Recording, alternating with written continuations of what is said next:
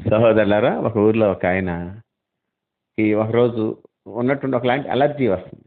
ఒళ్ళంతా దద్దుర్లు అట్లాగే అయిపోద్ది. ఆయన ఇమీడియట్‌గా డాక్టర్స్ దగ్గరికి వెళ్ళటం, డాక్టర్స్ ఆయన కూర్చోబెట్టి చూడటం. వాళ్ళకి అర్థం కాదు. ఒక 3 రోజులు అట్లా హాస్పిటల్‌లో ఆయన నుంచి డిఫరెంట్ ట్రీట్మెంట్స్ అవి చేసినా తగ్గదు. అప్పుడు సీనియర్ డాక్టర్స్ వీళ్ళందరూ కూర్చొని మాట్లాడుకొని ఆయన్ని ఈ టాబ్లెట్స్ అన్నీ ఆపేసి ఒక డిఫరెంట్ కైండ్ ఆఫ్ ఫుడ్ ఆయనకి రెడీ చేసి పెడుతూ ఉంటారు. 5 రోజులు ఆయనకి ఒక ప్రత్యేకమైన ఫుడ్ పెడతారు. 5 రోజుల్లో ఆయన తగ్గిపోయి చక్కగా నార్మల్ స్టేజ్‌కి వచ్చేస్తాడు. ఆ 5 రోజుల తర్వాత డాక్టర్స్ ఆయన పిలిచి డిశ్చార్జ్ ఇస్తూ, "ఏం లేదండి, దీనికి జబ్బు అట్లా ఏం లేదు. మీకు రోగం కూడా ఏం లేదు. మీకు చేయాల్సింది ఒకటేనండి. మేము మీకు చెప్పిన ఈ 3 రకాల కూరగాయలు, ఈ 3 రకాల ఫ్రూట్స్ ఇవి మాత్రమే తినాలి మీరు. మీరు జీవించినంత కాలం ఇవే తినాలి. ఈ 3 ఫ్రూట్స్, ఈ 3 కూరగాయలు తప్ప మీరు ఇంకేం తిన్నా సరే మీ ప్రాణం మీదకి తెచ్చుకుంటారు. అంతేకాకుండా దీన్ని మీరు అన్నంతో తినొచ్చు, చపాతీ తినొచ్చు, ఎట్లైనా తినొచ్చు. రైస్ అవి ఎట్లాంటివి వాడినా పర్లేదు గానీ వెజిటబుల్స్ ఈ 3 ఫ్రూట్స్ ఈ 3 అని చెప్తారు. ఆయన ఒకసారి అనుకోకుండా ఫంక్షన్‌లో వేరే తింటాడు.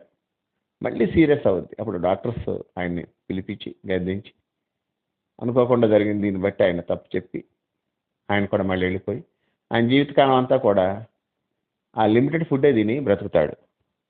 చాలా కాలం బ్రతుకుతాడు, ఆరోగ్యంగా బ్రతుకుతాడు. సహోదరులారా, దేవుడు మనకు అన్నీ ఇచ్చాడు. బట్ అన్నీ చేయదగినవి కాదు అని వాక్యంలో చెప్పబడింది. మనం అన్ని విషయాల్లో మితంగా ఉండాలి. అన్ని విషయాల్లో కూడా జాగ్రత్తగా ఉండాలి. అట్లా మితానుభవం కలిగి ఉండాలని, కలిగిన వాటితో తృప్తి పొందాలని మనల్ని దీవించి తన యొక్క నిత్య సంకల్పంలో మనల్ని భద్రపరిచి నడిపిస్తున్న మన ప్రభు రక్షకుడైన యేసుక్రీస్తు వారి ఘననామందు తండ్రి అయిన దేవునికి స్తుతులు, స్తోత్రాలు, వందనాలు, కృతజ్ఞతాస్తుతులు చెల్లిస్తున్నాను. ఆయన ఘనమైన నామాన్ని బట్టి భూమి మీద విస్తరిస్తూ వర్ధిల్లుతున్న మీకు కూడా క్రీస్తు వారి పుణ్యనామంలో శుభములు, వందనములు తెలియజేసుకుంటున్నాను. సహోదరులారా, స్నేహితులారా, మీరందరూ క్షేమంగా ఉన్నారు కదా? మరొక రోజు మీతో కలిసి దేవుని వాక్యం ధ్యానం చేయడానికి ప్రభు మనకి ఇచ్చిన కృపను బట్టి ప్రభునందు ఆనందిస్తూ స్తుతిస్తూ నేటి వాక్య ధ్యానాన్ని ద్వితీయోపదేశకాండం గ్రంథము 11వ అధ్యాయం 14వ వాక్యం నుండి ధ్యానం చేస్తాం.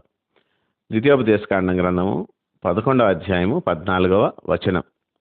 మీ దేశమునకు వర్షము అనగా తొలకరి వానను కడవరి వానను దాని కాలమున కురిపించెదను. అందువలన నీవు నీ ధాన్యమును నీ ద్రాక్షరసమును నీ నూనెను కూర్చుకొందువు. మళ్ళొకసారి చెప్తాను. మీ దేశమునకు వర్షము అనగా తొలకరి వానను కడవరి వానను దాని కాలమున కురిపించేదను.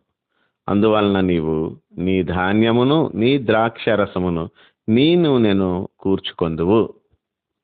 దేవుడు ఇశ్రాయేలీల్ని వారి యొక్క దేశంలో ప్రవేశపెడుతూ ఆశీర్వదిస్తూ లేదా సెకండ్ టైం వాళ్ళకి ఇన్స్ట్రక్షన్స్ ఇస్తూ రెండోసారి చెప్పిన మాటలే ఈ ద్వితీయోపదేశకాండం. మోషే అక్కడి నుంచి ఆగిపోవాలి, వీళ్ళు సాగిపోవాలి. కాబట్టి మోషే అన్ని విషయాలు చెప్తూ ఏమంటాడంటే, దీని ముందు వాక్యం అంటే 13వ వాక్యం చూస్తే, పూర్ణాత్మతో పూర్ణ హృదయంతో నీ దేవుణ్ణి ప్రేమించి ఆయన చెప్పిన ఆజ్ఞల చొప్పున నువ్వు జాగ్రత్తగా విని అట్లా నడిచినట్లయితే అప్పుడు దేవుడు ఇట్లా తొలకరి వర్షాన్ని కడవరి వర్షాన్ని ఇస్తాడు అని చెప్తున్నాడు. సహోదరులారా, దేవుడు ఎప్పుడు కూడా చాలా మంచి దేవుడు. ఆయన అందరికీ అన్నిటినీ దయచేస్తున్నాడు అని చెప్పి మనకి గ్రంథంలో రాయబడి ఉంది. భూమి కొరకు వర్షాన్ని సిద్ధపరిచేది ఆయనే. పర్వతాల మీద పశువుల కొరకు గడ్డిని మొలిపించేది కూడా ఆయనే. మరి అన్ని వేల పశువులు, అన్ని వేల పక్షులు, వీటన్నిటికీ ఆహారం ఆయనే సమకూర్చి పెట్టాలి. మృగాలకి ఆయనే సమకూర్చి పెట్టాలి. అవన్నీ పొద్దున్న లేచి ఆయన్ని అడిగితే ఆయన గుప్పులు విప్పితే అవి ఆహారం సంపాదించుకొని తిని తృప్తి పొందుతుంది. కాబట్టి దేవుడు వర్షాన్ని కురిపిస్తూ సస్యశ్యామలంగా మారుస్తాడు. పొలాల్లో పంటనిస్తున్నాడు, తోటల్లో పంటలను ఇస్తున్నాడు. రకరకాలుగా వర్షం ద్వారా దేవుడు మనల్ని ఆశీర్వదిస్తున్నాడు. ఇక్కడ ఇశ్రాయేలీకి చెప్పబడినటువంటి అంశాల్లో 3 అంశాలే దేవుడు చెప్తూ ఉన్నాడు. ఒకటి ఏంటంటే ధాన్యం. బహుశా గోధుమలు ఎవరు అవ్వచ్చు, బహుశా వాళ్ళు రైస్ తిన్నట్లుగా లేదు నాకు తెలిసినంత వరకు. ఒకటి ధాన్యము, రెండోది ద్రాక్షరసము, మూడోది నూనె. ఈ 3 పదార్థాలు నువ్వు సంపాదించుకుంటావు లేదా కూర్చుకుంటావు అని చెప్తున్నాడు. కాబట్టి మూడు అంశాలు మనకి ఇక్కడ కనిపిస్తున్నాయి. ఒకటి ధాన్యం, అంటే ఈ యొక్క గోధుమలు యవలు ఈ రెండు మార్పు పంటలే వీళ్ళకి. ఆ పిమ్మట మీరు గమనించినట్లయితే ద్రాక్ష తోటలు వస్తున్నాయి. అంటే ఇది తాగటానికి అంటే దీన్ని మద్యంగా తాగేవాళ్ళు ఉన్నారు, ఆరోగ్యరీత్యా తాగేవాళ్ళు ఉన్నారు.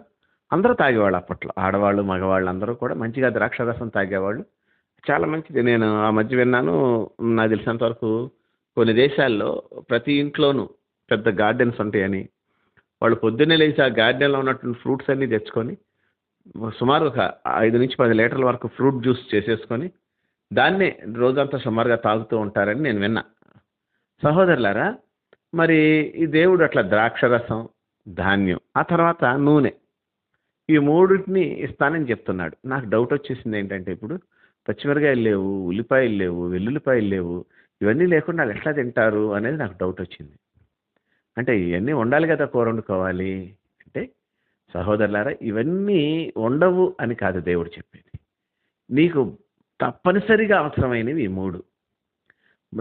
మూడు తప్పనిసరిగా ఆ మనిషికి లేదా అక్కడ నివసించే వాళ్ళకి అవసరం. ఈ మూడు వాళ్ళ పోషణ నిమిత్తం అవసరం. అంటే మీరు గమనించినట్లయితే ద్రాక్షరసం అనేది తప్పనిసరిగా అట్లా ఉండాలి నేనేం చెప్పను, కానీ ద్రాక్షరసం అనేది ఆరోగ్యకరమైనది, హృదయానికి సంతోషాన్ని ఇస్తుంది, అంతేకాకుండా మన యొక్క శరీరాలకు సత్వం ఇస్తుంది అని కూడా నేను విన్నాను ద్రాక్షరసం. అంతేకాకుండా సహోదరులారా, ద్రాక్షారసం యొక్క ఉపయోగాలు మీకు తెలిసే ఉంటాయి. ఒకటి, ఇది బ్లడ్ ప్రెషర్ని తగ్గిస్తుందని, హార్ట్కి సంబంధించినటువంటి మంచి రక్తపోటు అది లేకోకుండా గుండెకి ఉపయోగకరంగా ఉంటుందని, కొలెస్ట్రాల్ కూడా తగ్గిస్తుందని, అట్లాగే మంచిగా డైజెస్టివ్ సిస్టమ్ ఇంప్రూవ్ చేస్తుందని, ఇందులో ఉండే కొన్ని సి విటమిన్ అట్లాంటివి ఇమ్యూనిటీ లెవెల్స్ని బాగా పెంచుతారని ఇట్లా నేను విన్నాను ద్రాక్షరసం.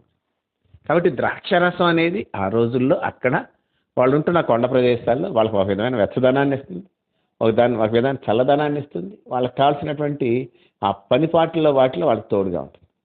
కాబట్టి గోధుమలు యవలు అంటే ధాన్యము, ద్రాక్షరసం, నూనె అనేది మన ఇశ్రాయేల్ జీవితాల్లో చూసినప్పుడు నూనె వారి యొక్క తలంటుకుంటానికి కానీ వంటలకు కానీ అన్నిటికీ కూడా సుమారుగా ఒలీవ నూనె వాడుతూ ఉండేటట్లుగా మనం చూస్తున్నాం. ఈ వంట నూనె, ఒలీవ నూనె ఇవన్నీ కాకుండా సహోదరులారా, దేవుని ఆరాధనలో నూనె యొక్క పాత్ర చాలా ప్రాముఖ్యమైనది.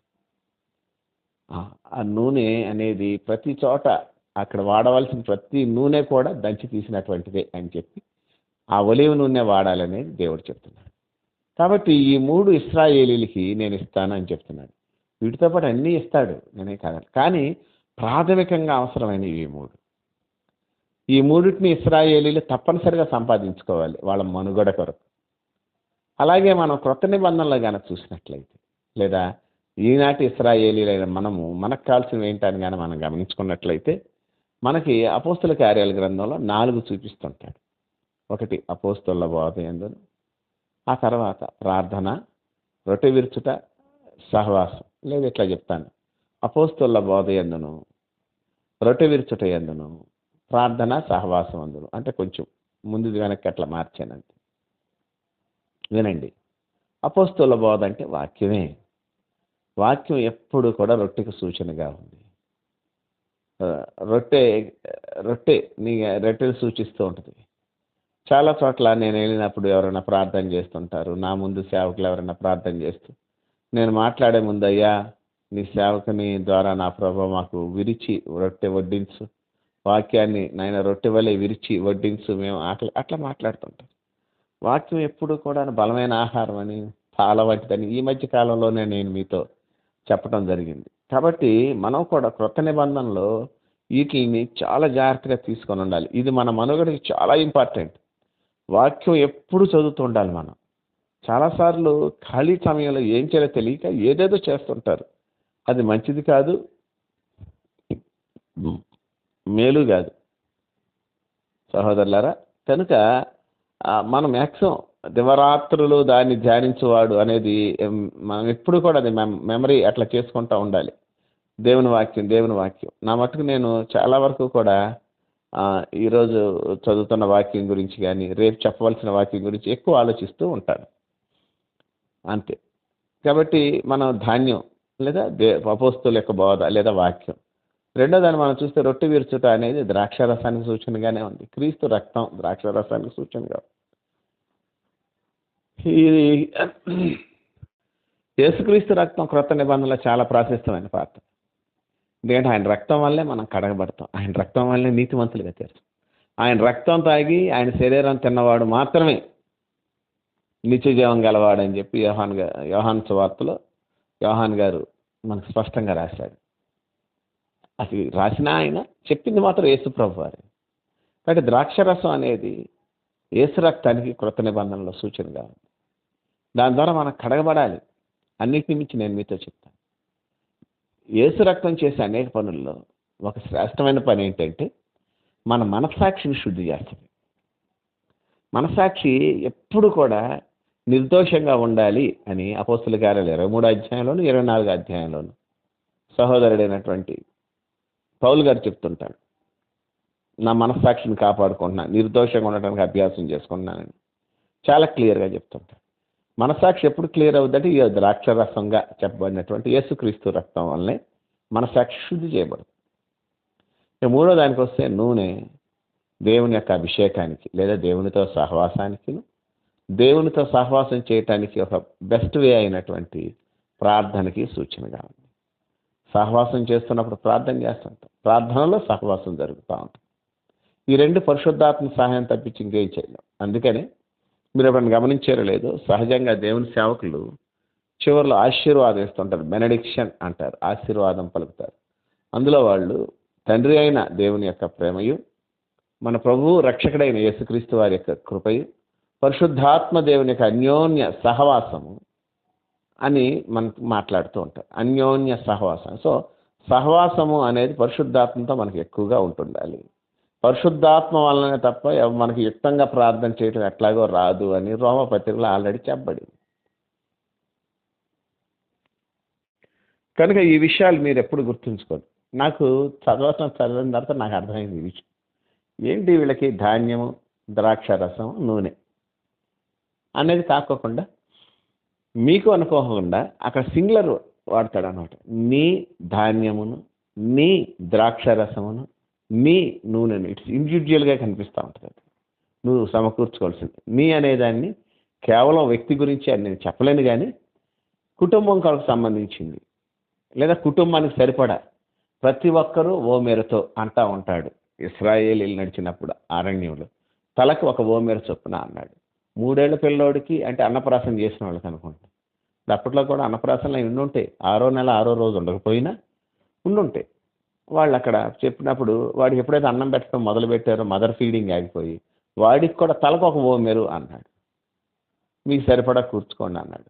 ఒక ఓమెరు తీసుకొస్తే 3 ఏళ్ళోడికి సరిపోతుంది, ఒక ఓమెరు తీసుకొస్తే 30 ఏళ్ళోడికి సరిపోతుంది. ఒక ఓమెరు తీస్తే ఒక ఓమెరు అనే దాంతో క్షమించాలి ఆ యొక్క దాని మన్నా కొలిసే పాత్ర ఓమెరు అంటే దాంతో తెచ్చుకుంటే బాగా తెల్లైపోతున్నాను నాన్న, అరగట్లేదురా అని పెద్ద వయసు వచ్చేసి 110, 120 ఏళ్ళ ముసలోడికి కూడా ఆ ఓమెరుతో తెచ్చింది సరిపోదు. అందరికి కరెక్ట్గా సరిపోద్ది అంతే. అట్లాగే సహోదరులారా, నీ ఆహారం ఇండివిజువల్గానే ఉండాలి. రక్షణ ఇండివిజువలే కదండి.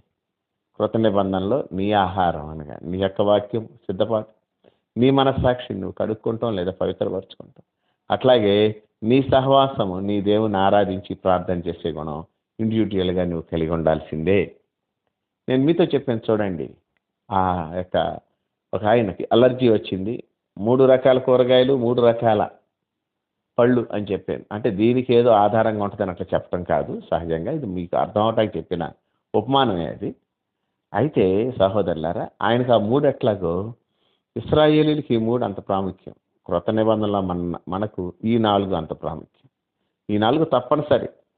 దశంభాగాలు, కృతజ్ఞత ఆరాధనలు, ఇవన్నీ తర్వాత.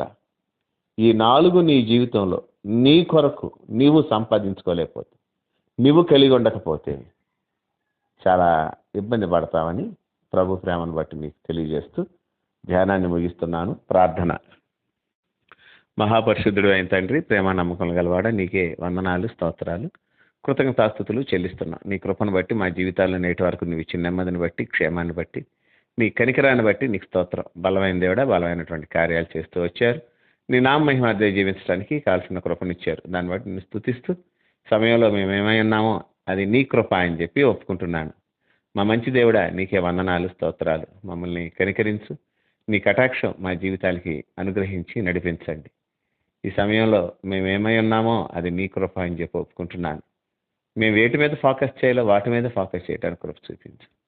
అది మా ఆహారమైనా, ఆత్మీయ విషయాలైనా నాయన, మా యొక్క పరిమితి దాటి వెళ్లకుండా అన్ని విషయాల్లోనూ మితంగా ఉండటానికి మాకు నేర్పించమని వేడుకుంటూ, ఏవి తప్పనిసరిగా మేము పాటించాలో వాటిని తప్పనిసరిగా బేరీజు వేసుకుంటూ సరిచూసుకుంటూ వెళ్ళటానికి నీ కృప మా జీవితాలు విస్తరింపజేసే దేవుడు నమ్మి నిన్ను స్తుతిస్తూ, ఘనత, మహిమ, ప్రభావములు యుగయుగములు మీకు ఆరోపిస్తూ, మా ప్రభువును రక్షకుడైన యేసుక్రీస్తు వారి పుణ్యనామమున కృతజ్ఞతాస్తుతులు చెల్లించి వేడి బ్రతిమాలు పొందుతున్నాము తండ్రి.